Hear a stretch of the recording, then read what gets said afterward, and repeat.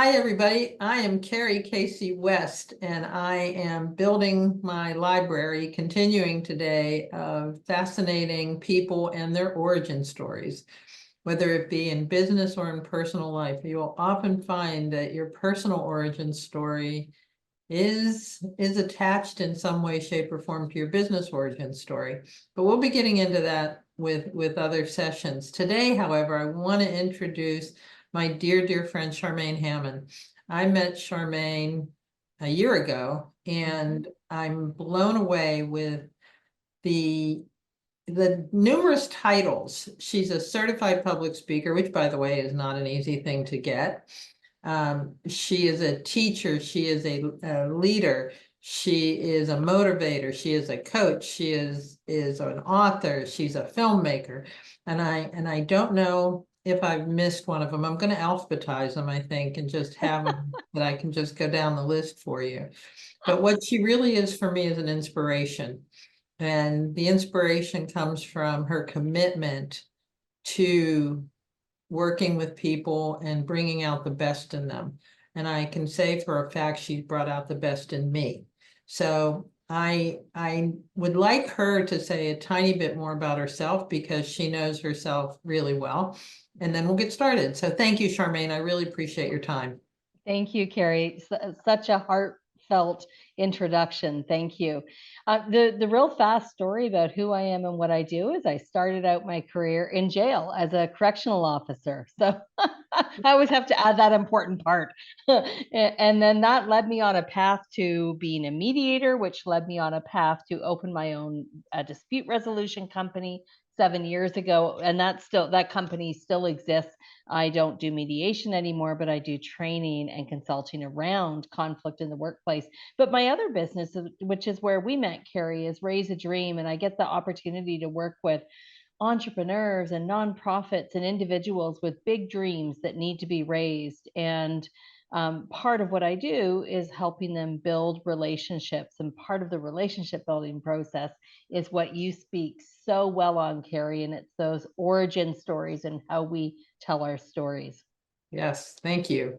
One of the biggest reasons, and we touched on it just before we recorded, was you have a unique vantage point to see people's origin stories.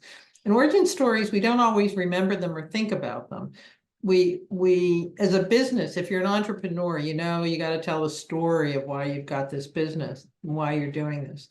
But from your unique vantage point, having worked with so many people, I've got a multi-part question for you. So the first part is, what do you see is the biggest reason that people forget or overlook the value of their origin stories? Mm. A lot of times, I see a lot of times people don't necessarily connect those dots or see the relevance. And I can share an epic learning I had on that myself. So, of course, I Yes. worked in corrections for many years, and a big part of my job was dealing with conflict, breaking up conflict, navigating conflict, having tough conversations. Fast forward 15 years to when I opened up my dispute resolution company. I never even thought to put that in my bio. And then, so fast forward another 5 years, my coach said to me, "What? You worked in jails, you're a mediator, you train people on conflict. How come you don't mention the jail part?" And I said, "I don't know how it's relevant." And he, like, the look on his face was, "How can you not see that?" And so, what I discovered in that moment, and I see this all the time with people that I work with, is that sometimes we compartmentalize our life. So there's the correctional era, then there's the mediation era, then there's this era. But what is so important, and this is what you do beautifully, Carrie, is you help weave that thread through all of it to build those connections, but also how do we tell a story in a short period of time. And I see this a lot in the work that I do with entrepreneurs who are looking at trying to build relationships with big companies for sponsorship and collaboration. And their story is so powerful, but they haven't learned how to frame it in a way that people can absorb it at the same pace they're speaking it. And so this is where I think Carrie, the work that you do around origin stories is so important because it's hard for us to see within ourselves, our organization, our projects, what others see. And you see that in people and projects.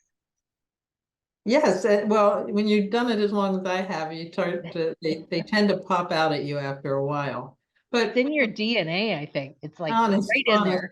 honestly, well, yeah, there's another part of my origin story that I'll share another time. But why do you think they're important? You talked about weaving them in and how you work with people and they don't necessarily see the relevance of it. But why are they relevant? Mhm.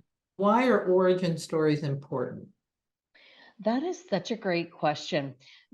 When I look at origin stories and when I think about them in business, there's so many layers of stories that get carried through a business, and people carry torches for stories, even if the people that are part of the story are no longer in the organization.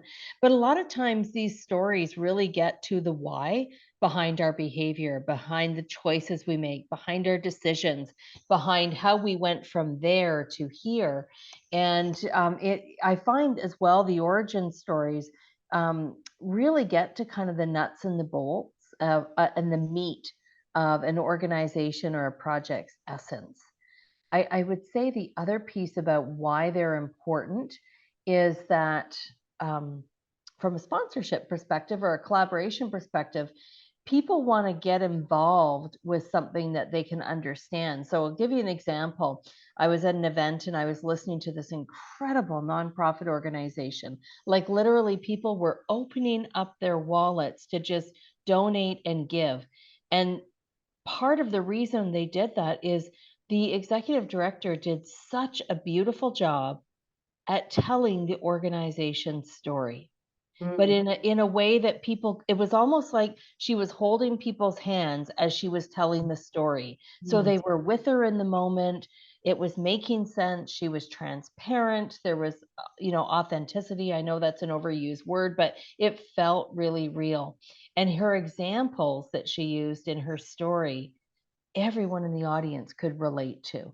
And so when I look at her, like she's kind of one of my nonprofit heroes for a person that I think does really great work at telling stories. But what she did is she found a way to connect all those people in this massive room to the story of the organization. And everybody felt like they could play a role in some way. mm. That's brilliant. And you're right. There are people who have a phenomenal gift of relating their stories, Mhm. whether it's a compelling one or not. I mean, sometimes you can get a basic story, but somebody has such a way of delivering it that you Mhm. feel this connection with them. Yeah. You do. Yeah. Yeah. So in your personal story, your personal origin story, I have to ask it because it's sitting there. How did you get into being a correctional officer? What were you? Was it that or go to jail for petty theft? I mean, what? Because that would be a great origin story, wouldn't Yeah, it? it's not as exciting as that, but it's interesting because when I was a child, and I don't even know if you know this, Carrie, but when I was little, I was very shy, and I'm talking like in elementary school. I hated the days where you had to sit on the bench and wait to be chosen for the team. I never wanted to stand out. I kind of was always in the shadows, and I didn't talk very much. I was uncomfortable with it. And I remember if there was ever disagreement or even the vibe of people not getting along, I wanted to run from it. And it was in grade 9 that my story started to unfold. I had a grade 9 English teacher. Her name was Ms. Ersticatus, and she let us call her Ersty. And you got it, like, you have to understand how she looked. She had funky shoes. I think they were open toe, and you weren't allowed to wear that in school. So she's a little bit of a rebel or a rule breaker. But one of the things that she did that I'm forever grateful for is she created this activity in class where we had to debate something and we had to pick the opposite of what we really believed. So everyone was at the same disadvantage. We all were on equal playing field. And it was in her class that I started to find my voice and my confidence and just I was falling in love with this confidence that was happening. And so fast forward, I had her again for another class later in high school. And it was in conversations and through my progression of building confidence, I knew I wanted to help people, but I didn't know if that was as a nurse or a teacher. But I think when I was in grade 11, it was like, I want to do something exciting. I want to help people. I want to make a difference. Um, I want to do something a little out there. And then I got fascinated with correctional work, and that's how the story began. And to close the loop, I did a project many years ago called Letters to My Mentors, and I picked people in my life like Staccatus, and my grade 9 math teacher, something cool about grade 9 for me. And I wrote them a letter telling them the impact that their role in my life had. And I didn't know what their role was till I was well into my 40s. Yeah. And so I met up with her a few years ago for coffee, and now we're in touch. And the biggest joy was we went to a coffee shop, and there was a group of teenagers there, high school students, and she couldn't help herself. She had to go and inject herself into their conversation, and it was just like being back in grade 9. So Uh, that's how that story came. And how, because I don't think if I hadn't have found my voice, I definitely would not have taken that path in a career. Absolutely not. isn't that fascinating? Isn't that fascinating? And it's still evolving. It's still evolving. Absolutely. So I want to focus a little bit on business. Yeah. Tell me your favorite business origin story. It can even be Raise the Dream or Hammond. It can be either one. Mm. It can be one of Well, your businesses. yeah, I mean, one of the for Raise a Dream, it was a coach that I was working with who was also working with another entrepreneur named Rebecca Kirstein. And we just had this instant connection. We were at a retreat with the coach. That was the first time we met. And just an instant alignment around values and similar passions around helping people bring their projects to life. And so we started out just talking about how we could collaborate, maybe do something together, and somehow we went from a workshop to let's open a company. and and it was, one of the things I learned through working with Rebecca. I just adore her. She is one of the biggest picture thinkers and creators. She always says, this is one of her lines that she says, she loves to create and invent things that haven't been created yet. And that just sums her up. And then, we opened up this business, Raise a Dream, together, that's evolved and changed over the years. But it was a great example of how when stories align, really cool things that can happen. I never went to that retreat thinking I was going to open up another business. I'm sure she didn't.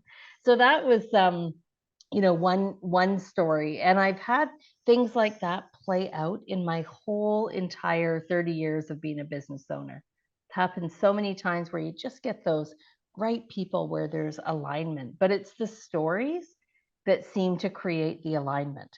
Sitting Yeah. down and having a starchy conversation isn't it. It's when you start talking about what matters to you, or things that you did that were in childhood, grade 9 teachers that had an impact. It's those conversations I find that just so quickly align people.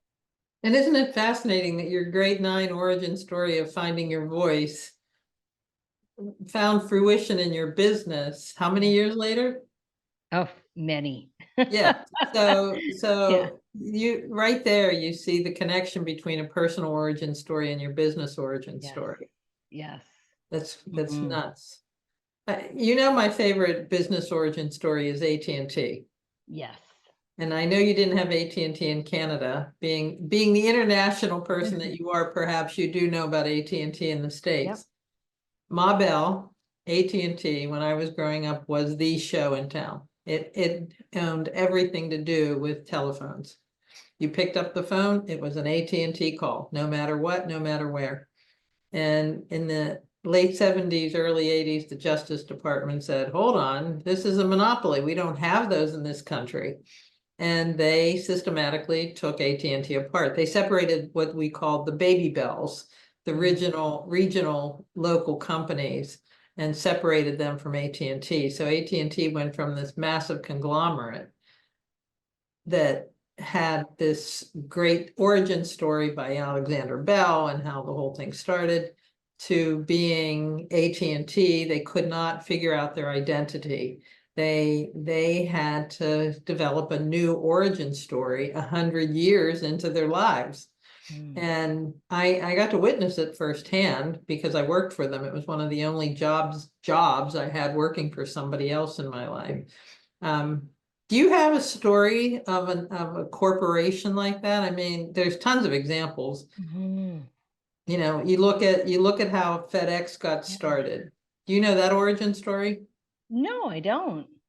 FedEx was a term paper. I'm sorry, an MBA paper that I forget the gentleman's name who started FedEx. He wrote out an MBA paper about having packages delivered overnight as a business model.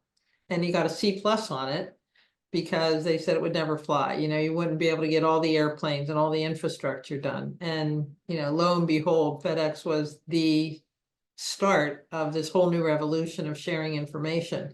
So, you know, that origin story, much like AT&T, it revolutionizes industries. Mhm. Your origin story, how these things get started, and they all come from the mind of the people. It's all imagination. It's all the thinking that brings them to the forefront. So sorry to put you on the spot. Yeah. Can you think of any others? Or is there? Oh, there's probably loads. And I can think of some of the companies that I've worked with over the years providing training or consulting to, where their origin story has, it's sort of like the AT&T example, where the company started out doing one service, and then that service or product was no longer viable in the marketplace, and they had to completely do things differently. One of the things that I loved watching, I've done some work with Staples Canada during COVID. They had me do a whole series of workshops in their Spotlight Studio program. And one of the things that I loved watching Staples Canada evolve was how they started to create co-working spaces. They Mm, started to create, like, in some of the Staples in Canada, they have co-working spaces, they have podcast booth, they have meeting and networking spaces, a studio, like a theater that holds about 40 people. And wow. I loved watching, how this company, who was very focused on learning and growing, was also about being a community hub, a place for entrepreneurs to get together and to be together. And I remember the first time I had heard about that, and a friend of mine was actually using one of the Staples studios to host her event. And I had not heard about it too much at that time. I was, following a bit. And I just thought, wow, this is an incredible, story about finding that need, really bringing people together in a time when people were feeling so isolated. And so they've continued to kind of even do more things like that. But that, I just love watching that story unfold, and how opportunities got bigger and bigger for people to collaborate and come together through these community spaces. That's a perfect story because without saying it, I'm going to call out some of the pieces. When a business is forced into changing their story, they either have to look at their product line or the services they provide. They have to look at their staff, or they have to look at their business processes. You know, we all know that Amazon became their own supply chain delivery service. They built they did their own trucks and planes rather than relying on the other services. But when you look at something like Staples, and there's a lot of people who buy online now, so what do you do to compete with? They have all these stores all over the continent. What do you do? How do you take advantage of that space that you have? And look how they realigned their product. They came up with more services and took advantage of COVID. You know, there's a lot of people still struggling with their identity post-COVID. And I say to them, let's look at your story. Let's look at the products you're offering. Let's look at the staff you have. Let's look at how you're delivering. What is your business practice and process? But you're in a, again, unique position because you consult with a lot of these folks. You meet them at the various conferences you attend. And so that's a great example. I love that example. I'm gonna It's look that one up. That's a good it one. I had no it idea.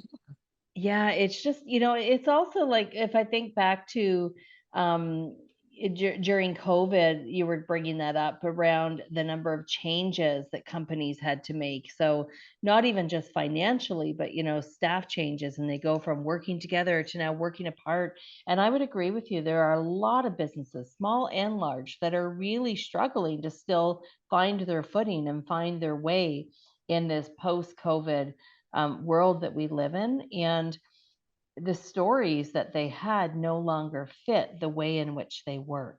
And Yeah. so I think it really causes people to feel a bit discombobulated. They don't feel connected to the brand mission anymore because, in one sense, for many of those companies, the brand mission has now changed. It may not have been rewritten yet, but in practice, it has changed. And I think it's really interesting, I think, to look at how this is going to play out for companies over the coming years, because the importance of story is what also connects people. So one Yeah. thing they can hang on to collectively as a group. Well, and you're absolutely right. And the other thing that happens is your story creates your culture. Mm, Your story creates your culture. When you think about the garage startups, Apple, Facebook, they got started in the garage. There, yeah, that was a badge of honor, and they had these beautiful office spaces with the cement floors and the open and warehouse kind of a look.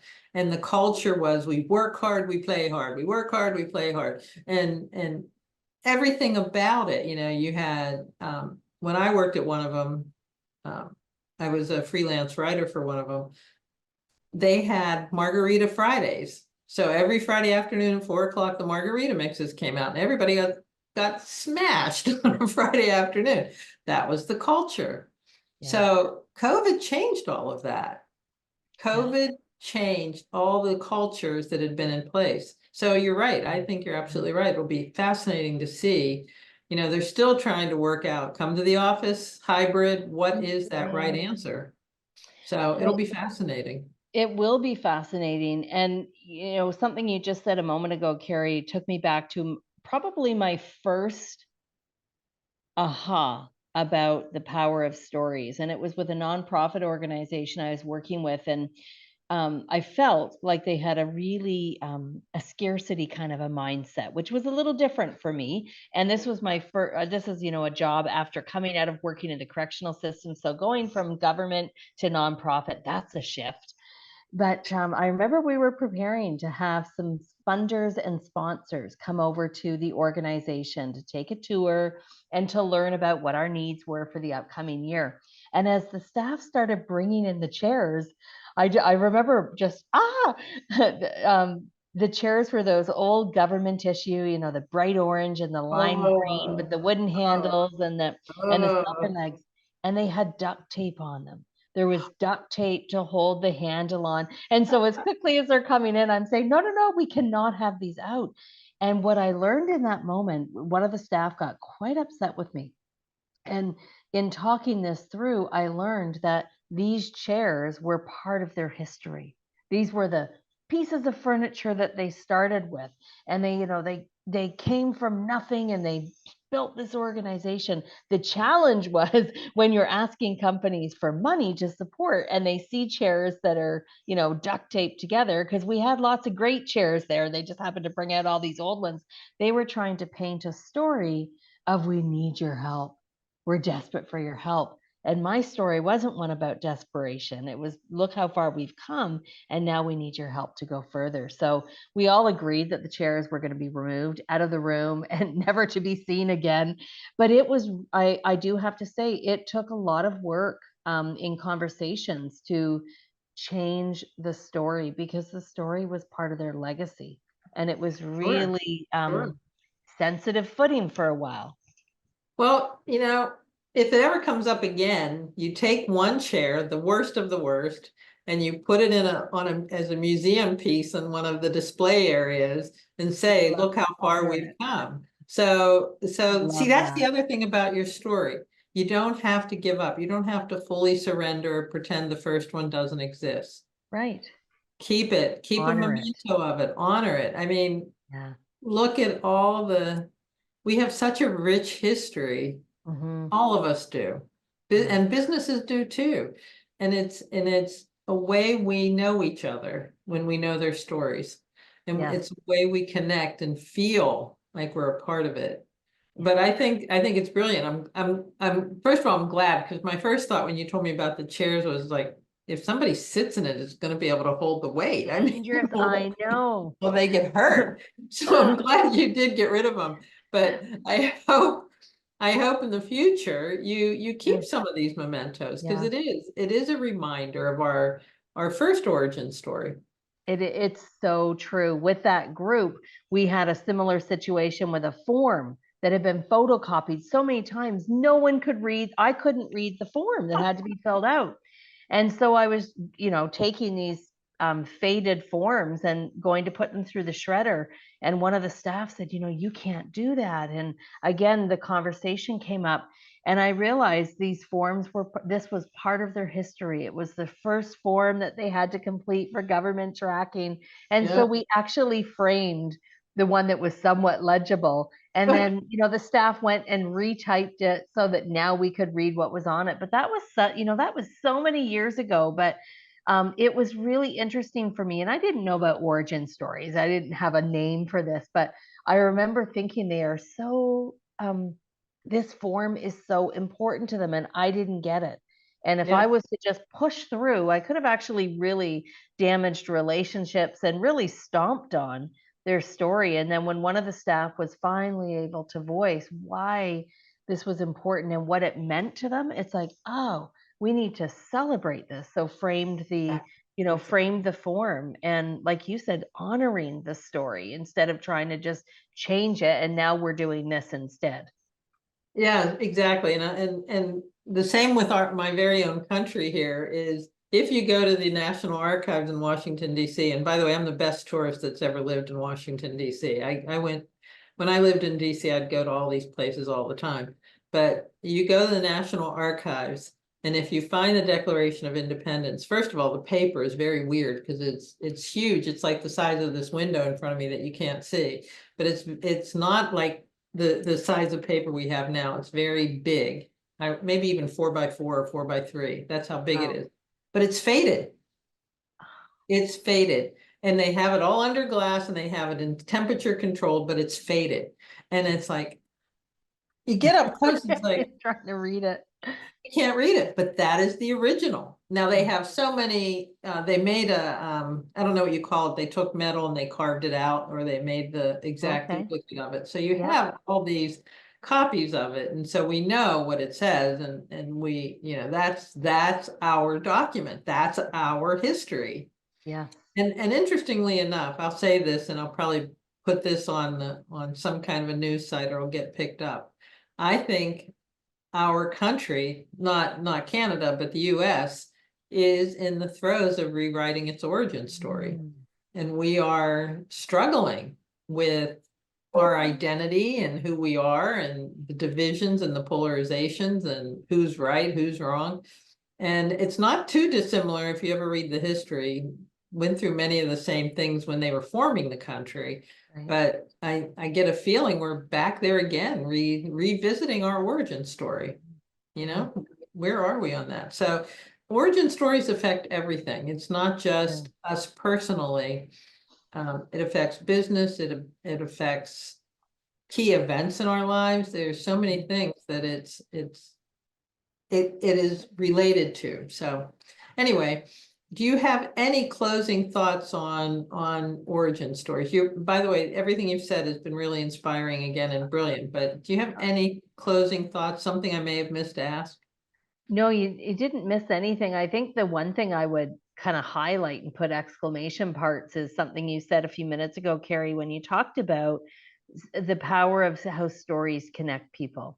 And I really believe that. I mean, if we think about when we go to events and we meet people, what do we often do? We come home and reshare the story of someone that we met at dinner or someone that we met at this business event. We reshare stories. So stories connect people.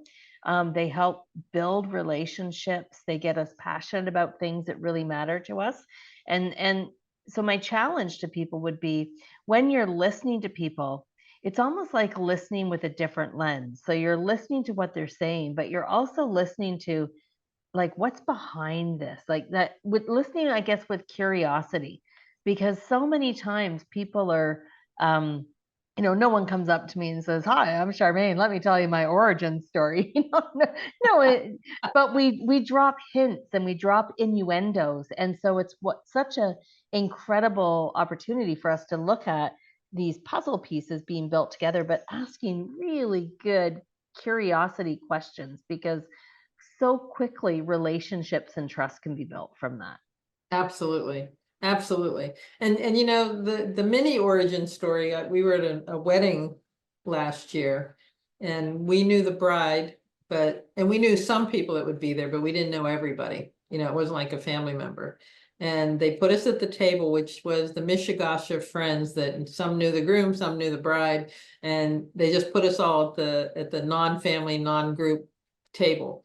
And so you go around and it's like, who do you know, Mary or Marty? How Yeah. do you know them? What do you do? And as soon as you find that connection, what do you do? Oh, I'm doing this. Oh, so do I. That's how I know Mary. Then bam, you've got the connection. Exactly. But you try to suss out which story you're going to relate to with these people. And that always amazed me when you go to events like that.